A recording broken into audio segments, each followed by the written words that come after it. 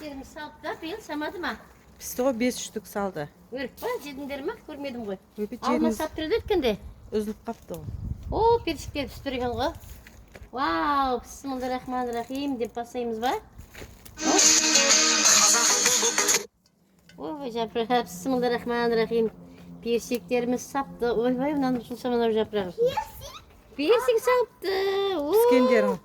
Піскендерін ғана алу керек шығар. Мына жарылып кетті ғой, қарасайшы, жарылып кетті. Бұл сөйтіп жарылып піседі екен ғой, Бұдан қараса жарылып пісіпті.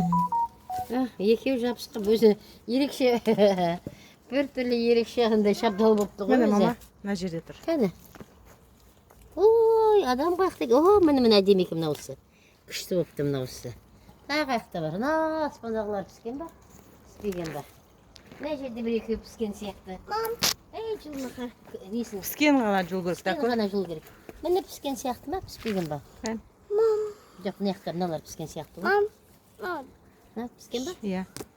Жұмсақ болып тұрады ғой өзі піскендер, мама. Ох, мына піскендер тез жылынып жатыр.